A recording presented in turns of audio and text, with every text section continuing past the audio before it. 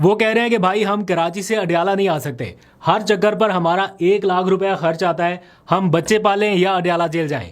और ये बात कहने वाला मालूम है पार्टी के किस ओहदे पर फाइज है, आप जानकर हैरान रह जाएंगे। इमरान खान से मुलाकातें होना तो दूर की बात, आज उनसे मुलाकात की दरखास्त देने वाले वकील की ना सिर्फ दरखास्त को गैर जरूरी करार देकर खारिज कर दिया गया, बल्कि वकील पर 10,000 रुपए जुर्माना भी आयद हुआ। आज मंगल का रोज था तो इमरान खान से मुलाकातों का दिन। पीटीआई के ओहदेदारान और उनकी फैमिली का रुख अडयाला के गेट नंबर 5 की जानिब रहा कि किसी तरह से हम पहुंचे, शायद आज मुलाकात की इजाजत मिले। लेकिन हर बार की तरह आज भी पुलिस की रुकावटें खड़ी रहीं और किसी को मुलाकात की इजाजत नहीं मिल सकी। ये व्लॉग स्टार्ट करने से पहले मैंने ताज़ा तरीन अपडेट्स जानने की कोशिश की तो पता चला हमारे जो रिपोर्टर्स वहां पर मौजूद हैं उन्होंने बताया कि कारकुनान वहां पर मौजूद हैं और पुलिस की जानिब से अल्टीमेटम दिया गया है कि इतने टाइम के अंदर अंदर आप यहां से रवाना हो जाइए, अदरवाइज क्रैकडाउन हो सकता है। प्रिजन वैन्स वहां पर ऑलरेडी मौजूद हैं, लाइट्स बंद कर दी गई हैं और कुछ कारकुनान को गिरफ्तार भी किया गया है। ज्यादा बड़ी तादाद नहीं है लेकिन 3-4 कारकुनान को गिरफ्तार किया गया। अब इसके बाद क्या होगा वो हम नेक्स्ट व्लॉग में शेयर कर लेंगे। लेकिन एज इफ नाउ की ये सिचुएशन है, अलीमा खान ये चाहती हैं कि वो वहीं पर बैठी रहें, बदस्तूर अपने जितने ओहदेदारान हैं उनके साथ बैठी रहें, आज ना जाए वहां से। लेकिन हर बार की तरह हो सकता है कि उन्हें जाना पड़े। जब ये व्लॉग एंड होगा तो मुझे लगता है कि वहां पर लोगों को भेज दिया जाएगा, अदरवाइज फिर जो भी अपडेट होगी वो हम शेयर कर लेंगे। इमरान खान की फैमिली ये समझती है कि जो इमरान खान का नाम लेकर या उसके नाम पर वोट लेकर असम्बलियों में पहुंचा है वो इस वक्त इमरान खान की तहरीक को भूल चुका है और वो बार बार उन लोगों को ये पैगाम दे रही है कि फिर आप लोग ये समझ जाएं कि आगे की सियासत पार्टी के साथ यानी पीटीआई के साथ आपकी खत्म हो चुकी। अब असम्बली में वो कह रही है कि इस वक्त कोई काम नहीं हो रहा, ना कौमी असम्बली में ना सूबाई असम्बली में, तो वहां क्या करना है? अगर आपको असम्बली लगानी है तो किसी ग्राउंड में नहीं, यहां पर आके लगाइए। जो ओहदेदारान हैं जो असम्बलियों में बैठे हैं वो सारे के सारे यहां पर आए। और अगर आप नहीं आ रहे, यहां पर मौजूद नहीं है, तो फिर उसका मतलब ये है कि आप खामोशी से छुपने की कोशिश कर रहे हैं और लोगों को तकलीफ पहुंचा रहे हैं जिनकी आपसे उम्मीदें वाबस्ता हैं। वो कहती हैं कि अगर किसी ने लॉन्ग मार्च भी करना है तो वो सूबे के अंदर नहीं, लोगों को लेके यहां पर पहुंचे। जो इम्पैक्ट यहां पे हो सकता है वो किसी और जगह नहीं। साथ ही उन्होंने कहा कि अगर आप ये सारा कुछ नहीं करना चाहते या यहां पर भी नहीं आना चाहते, कुछ नहीं कर सकते, तो आप सिर्फ हमें लाहेअमल बताएं, ऑल्टरनेट मुतबादिल तरीका बताएं, मुतबादिल प्लान बताएं कि आप किस तरह इमरान खान को कैदे तन्हाई से निकाल सकते हैं, आप किस तरह उनको मेडिकल फैसिलिटी फराहम कर सकते हैं, उन्हें हस्पताल पहुंचा सकते हैं, या किस तरह उनके केसेस फिक्स करा के उनकी रिहाई का रास्ता हमवार कर सकते हैं। कोई हमें ऑल्टरनेट प्लान बताएं। अगर आप इमरान खान को इस कैदे तन्हाई से नहीं निकालते, आप हमें अगला लाए अमल दें हमारी फैमिली को और पूरी आवाम को कि आपने इमरान खान की कैद तन्हाई कैसे खत्म करनी है। आप हमें बताएं कि इमरान खान का हॉस्पिटल कैसे पहुंचेंगे। दूसरी जानिब मैं पार्टी के सेक्रेटरी जनरल सलमान अकरम राजा की गुफ्तगू सुन रहा था। उन्होंने कहा कि इमरान खान की जानिब से ओहदेदारों के लिए एक खुसूसी डायरेक्शन जारी की गई थी, जो पैगाम खुद इमरान खान ने कन्वे किया था किसी के थ्रू और फिर वो सब तक पहुंचाया गया कि उनके केसेस की पैरवी पूरी पार्टी ने मिलकर करनी है। तमाम पार्लियामेंटेरियंस, तमाम ओहदेदार और तमाम वकला, इनको एक साथ इस नाइंसाफी के खिलाफ आवाज उठानी होगी। ये इमरान खान की डायरेक्शन है और अगर कोई रहनुमा उन अहकामात पर अमल नहीं करता तो फिर कहीं ना कहीं उनको जवाबदेह होना पड़ेगा। खान साहब का अपना ये हुक्म है कि केसों की पैरवी पूरी पार्टी को करनी है। केसों की पैरवी के लिए तमाम जो हमारे पार्लियामेंटेरियन हैं, दीगर जो कारकुनान हैं, ओहदेदारान, सबको वहाँ पे आना है, खान साहब से यकजहती का इजहार करना है। वो बाकायदा एक खान साहब का हुक्म है। अगर उस हुक्म की कोई हुक्म अदूली करता है तो उसको बिल्कुल जवाबदेह होना होगा। इस सारी सूरत में अडयाला जेल के गेट नंबर 5 के बाहर उनके वकील के साथ आज पूरा दिन क्या होता रहा, ये बड़ी एक दिलचस्प सिचुएशन है, आपको आगे चल के बताता हूं। लेकिन उससे पहले थोड़ी सी अपडेट मैं आपको और बता दूं। पीटीआई के एडिशनल सेक्रेटरी जनरल फिरदौस शमीम नकवी, आपने इनका नाम सुना होगा। इनके पास ओहदा है एडिशनल सेक्रेटरी जनरल का। किसी भी पार्टी में सबसे पावरफुल जो होता है ना चेयरमैन के बाद, वो होता है सेक्रेटरी जनरल का, और इनको बनाया गया है एडिशनल सेक्रेटरी जनरल। आज उनका मैं एक इंटरव्यू देख रहा था, एक नौजवान सहाफ़ी हैं शहजाद नवाज, उनके साथ उन्होंने कुछ गुफ्तगू फरमाई है। मैं कोट एंड कोट आपको उनकी गुफ्तगू बता रहा हूं जो मैंने सुनी है। कोई गलत फहमी भी नहीं है कि मुझे सुनने में कोई गलती हो गई हो या उन्होंने ये कहा मैंने कुछ ये समझ लिया। बड़े सीधे सीधे अल्फाज में वो कह रहे हैं कि कराची से अडयाला आना जाना इतना आसान नहीं है और कराची से अडयाला आने पर पैसा भी ठीक ठाक लगता है। वो कहते हैं 1 लाख रुपया लग जाता है। अब हम अडयाला जाएं या फिर अपना घर चलाएं, अपने बच्चे पालें। उन्होंने सीधे ढके छुपे लफ्ज़ों के बगैर ये बात कह दी। और वो कह रहे हैं कि हम 2 सालों से ये कर रहे हैं लेकिन उससे फ़र्क नहीं पड़ा। तो अगर इसके करने से फ़र्क नहीं पड़ रहा तो फिर कुछ और करना चाहिए, फिर कोई और स्ट्रेटजी अपनानी चाहिए।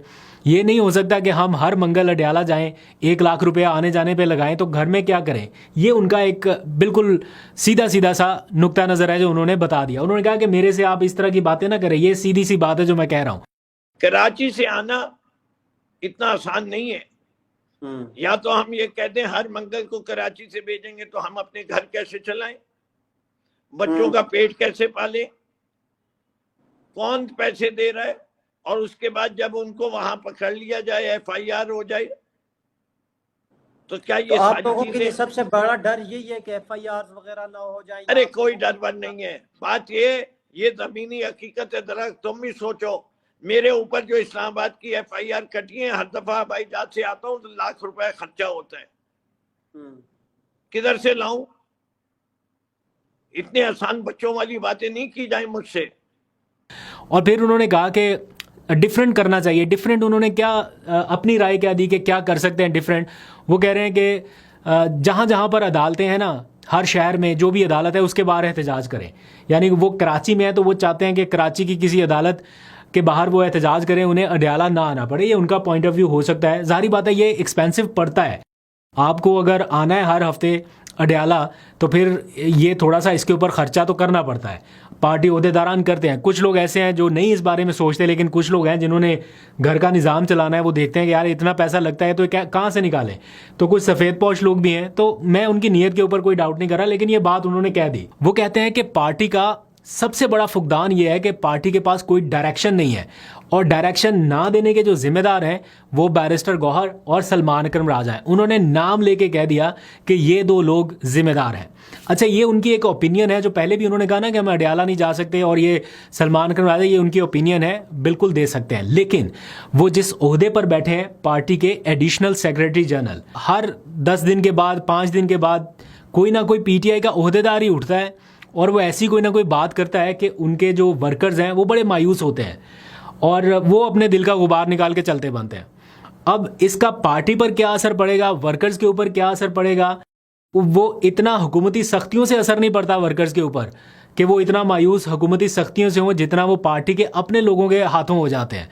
समटाइम्स ऐसा होता है ना कि पार्टी के अपने लोग ही ऐसी कोई बात कर देते हैं कि वर्कर्स कहते हैं कि अच्छा हुकूमत तो जो कर ही रही है, पार्टी के अपने लोग हमारे साथ क्या कर रहे हैं और क्या कह रहे हैं। तो ये एग्जैक्टली वैसी सिचुएशन है। वर्कर्स को एक्सपेक्टेशंस है कि पार्टी के लोग उनका मोराल हाई रखने के लिए कोई बड़े ऐलान करें, कोई बड़ी मनसूबाबंदी है, कुछ ज़रा पॉलिटिकल हैपनिंग्स ज़्यादा नजर आए। लेकिन रियलिटी में हो क्या रहा है वो भी आप ज़रा जान लें। खैबर पख्तूनख्वा ने 6 मई को यानी कल के रोज़ कलम छोड़ हड़ताल का ऐलान कर दिया कि वफाकी हुकूमत की जानिब से उनको NFC अवार्ड नहीं मिल रहा, बिजली और गैस में सूबे के साथ नाइंसाफ़ी हो रही है इस मामले पर। तो उन्होंने कलम छोड़ हड़ताल का ऐलान कर दिया। यानी इमरान खान क्रिकेट स्टेडियम में सूबाई असम्बली का इजलास बुलाने के बाद अगला बड़ा लाया अमल जो दिया गया वो ये है कि कलम छोड़ हड़ताल। अब इस हड़ताल से क्या फ़र्क पड़ जाएगा हुकूमत को जिनके खिलाफ वो ये हड़ताल करने जा रहे हैं? क्या वाकई ये वर्क कर सकती है? इससे कोई फ़ायदा हो सकता है? मुझे नहीं लगता। आप लोगों को लगता है तो ज़रा कमेंट्स में ज़रूर बताइएगा। यही वो कुछ इकदाम है जिनकी वजह से वर्कर्स जो है वो हर आने वाले दिन के साथ ये सोच रहे हैं कि अच्छा उम्मीद ये थी और रियलिटी में हो ये रहा है।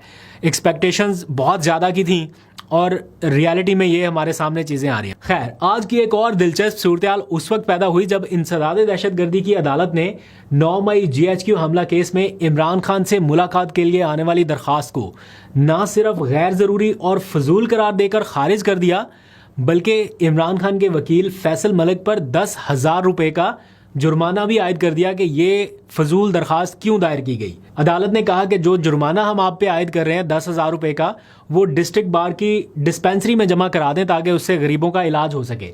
लेकिन दरखास्त मुस्तरद क्यों हुई, गैर ज़रूरी क्यों करार दिया गया, जुर्माना क्यों हुआ?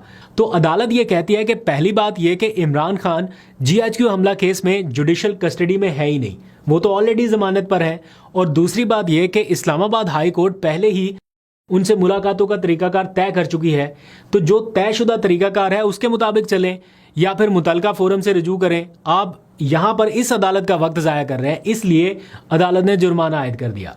चले यहाँ पर एक चीज़ समझ में आती है कि इमरान खान जुडिशल कस्टडी में नहीं है, वो जमानत पर है, इसलिए अदालत को लगा कि वक्त ज़ाया हो रहा है, एक प्रॉपर तरीकाकार जो तय कर दिया गया उसके मुताबिक मुलाकातें हों। तो क्या जो तयशुदा तरीकाकार है उसके मुताबिक मुलाकातें हो पा रही हैं? जो तरीकाकार अदालत वज़ा कर चुकी है उसके मुताबिक तो आज भी उनकी फैमिली वहाँ पर सारा दिन खड़ी रही, अभी भी थोड़ी देर पहले तक खड़ी रही थी, तो मुलाकात तो नहीं हो पाई। अच्छा, दूसरी चीज़ ये कि एक और मामला है, उसके ऊपर ज़रा आप नज़र डालें। अलकादर ट्रस्ट केस में जो एक फ़ैसला आया गुज़िश्ता रोज़ के, इमरान खान की ज़मानत का केस नहीं सुना जाएगा, मरकज़ी अपील सुनी जाएगी। जारी बात है पीटीआई को ये फ़ैसला मंजूर नहीं है, वो इस फैसले को करेंगे चैलेंज। अब फैसला चैलेंज करने के लिए उन्हें चाहिए इमरान खान के दस्तखत, जो पावर ऑफ अटर्नी होता है या जिसे वकालतनामा कहा जाता है, उसके ऊपर इमरान खान के दस्तखत चाहिए। और दस्तखत तब हो सकते हैं जब वो उनसे मुलाकात कर सकेंगे। तो पिछले कई ऐसे फैसले आ गए इमरान खान के ख़िलाफ़, ख़ास तौर पे उनको हस्पताल मुंतकिल करने के हवाले से इस्लामाबाद हाई कोर्ट का एक फ़ैसला था जिसे पीटीआई उसको सुप्रीम कोर्ट में चैलेंज करना चाहती है, लेकिन उसके लिए इमरान खान के दस्तखत नहीं हो सके। अब हाई कोर्ट का जो गुज़िश्ता रोज़ का फ़ैसला है, पीटीआई इसको भी सुप्रीम कोर्ट चैलेंज करना चाहती है, लेकिन वो रास्ता ब्लॉक कर दिया गया है कि उनके वकील से मुलाकात ही नहीं हो पा रही कि वो दस्तखत करा सकें। आज भी एडवोकेट खालिद यूसुफ चौधरी को पता नहीं कितने घंटे वहाँ पर अदालत के बाहर, अडयाला जेल के बाहर खड़े रहे। सुबह 10 बजे 11 बजे के वो गए हुए, शाम तक वो वहाँ पर मौजूद रहे, लेकिन उनकी मुलाकात नहीं हो सकी, तो ना उनके वकालतनामे के ऊपर दस्तखत हुए। यानी सीधी सी आसान लफ्ज़ों में अगर आपको बताऊँ तो इमरान खान की दिफाई टीम जो है, जिन्होंने उनका दिफा करना है, वो उन तक पहुंचने से ही कासर है। ये सिचुएशन हो रही है। तो अदालत को मेरा ख्याल है ऐसा ही कोई जुर्माना जो है वो जेल सुप्रीडेंट पे भी करना चाहिए, या उनको बुला के पूछना तो चाहिए कम से कम कि क्यों मुलाकात नहीं हो रही। खैर, कल उनको बुलाया भी गया है किसी एक और केस में। वो बुशरा बीबी की जो बेटी हैं, उनसे मुलाकात का तरीकाकार तय करने के हवाले से आज तक की डेडलाइन दी गई थी। अदालत ने ये कहा था कि आज सुप्रीडेंट अडयाला जेल जो है वो बुशरा बीबी की बेटी मुबशरा मानिका के साथ मिलकर ये फैसला करें उनकी दरख्वास्त पे कि क्यों उनकी मुलाकातें रोकी गई हैं या क्यों उनको ज़ाती मुआलज तक एक्सेस नहीं दी जा रही। तो आज उनकी बेटी पहुंची अडयाला के बाहर, उनके वकील भी पहुंचे, लेकिन उनको भी मुलाकात की इजाज़त नहीं मिल सकी। तो ये ओवरऑल पूरा एक मंजरनामा है जिसमें मुलाकातें रोकी जा रही हैं, एक्सेस ब्लॉक किया जा रहा है, कानूनी दस्तावेजात के ऊपर उस तरह से दस्तखत नहीं हो रहे, तो बड़ी मुश्किलात का सामना है पीटीआई के लोगों को। खैर, आगे बढ़ते हैं, थोड़ी सी बात करते हैं अमेरिका ईरान ताज़ा तरीन सूरत हाल के हवाले से, क्योंकि आबना हुर्मुज़ पर हुक्मरानी की जंग जो है वो अब तवील हो रही है। पहले लग रहा था कि शायद ये किसी टाइम पे सिचुएशन सॉर्ट आउट होने लगेगी, मामला थम जाएगा, लेकिन ये जंग तो तवील हो रही है। ट्रंप के प्रोजेक्ट फ्रीडम के आगाज़ के साथ ही जो उन्होंने कहा कि मैं जनाब प्रोजेक्ट फ्रीडम शुरू कर रहा हूँ, स्टेट ऑफ हुर्मुज़ को मैं आज़ाद कराऊंगा, हकीकी आज़ादी की जंग उन्होंने एक तरह से शुरू की ना, तो उस फ्रीडम प्रोजेक्ट के आगाज़ के साथ ही हुर्मुज़ में कशीदगी और ज़्यादा बढ़ गई और एक के बाद एक अब हमले जो है वो वहाँ पे शुरू हो गए। अमेरिकी सदर ट्रंप ने ईरान की 6 कश्तियों को तबाह करने का दावा किया, तो उधर ईरान ने यूएई के ऊपर मिसाइल दाग दिए उनके फजेरा पोर्ट पर, क्योंकि वो कह रहे हैं कि जनाब हम अगर हमारे ऊपर हमला होगा तो वो डायरेक्ट अमेरिका को तो अटैक कर नहीं सकते, तो इसलिए वो उन जगहों के ऊपर निशाना बना रहे हैं जहां से कहीं से सहूलतकारी होती है। तो इस सारे मामले के ऊपर एक नया शोर मच गया। पाकिस्तान ने भी इसकी मजम्मत कर दी, सऊदी अरब भी इसकी मजम्मत कर रहा है, खित्ते के और ममालिक भी मजम्मत कर रहे हैं, और प्रेशर जो है वो ईरान के ऊपर आ रहा है कि भाई इस सारे मामले में जब सीज फायर चल रहा है तो आप क्यों हमले कर रहे हैं। वो कह रहे हैं कि हमारी 6 कश्तियों को अगर तबाह करेंगे तो फिर हम रिटेलिएट तो करेंगे। अब बीच में ईरानी की आदत जो है वो 2 हिस्सों में तकसीम है। एक हिस्सा है जो कह रहा है कि जनाब ये हमला नहीं होना चाहिए था, ये बेवकूफ़ी है, इस सारी सिचुएशन में नहीं होना चाहिए था। वो कहते हैं कि हमारे कंट्रोल में नहीं है, चूँकि ये डिसीजन मेकिंग ऑलरेडी सबको बता दी गई थी कि किसने क्या क्या करना है, तो ये उसी एक तरीकाकार के तहत हो रहा है, तो हम कोई नई डायरेक्शंस नहीं दे रहे। लेकिन एक हिस्सा ऐसा है जो समझता है कि नहीं, रिटेलिएशन करना चाहिए था और हमने जो किया है वो बिल्कुल ठीक किया है। तो अब देखते हैं आगे चल के इस पर क्या होगा। पाकिस्तान भी इसकी मजम्मत कर रहा है, तो सिचुएशन जो है वो कोई इतनी आइडियल इस टाइम पे नहीं है कि ईरान के हवाले से देखा जाए कि जनाब सारा कुछ बहुत जल्दी सॉर्ट आउट हो जाएगा। थोड़ा सा टाइम अभी इसमें और लग सकता है। जो लग रहा था कि विंडो जो है वो क्लोज होने के करीब करीब जा रही है, वो एक बार फिर से आगे चलेगी। तो आपको अपडेट करते रहेंगे। अभी तक के लिए इतना ही। अपना बहुत सा ख्याल रखिए। अल्लाह हाफ़िज़।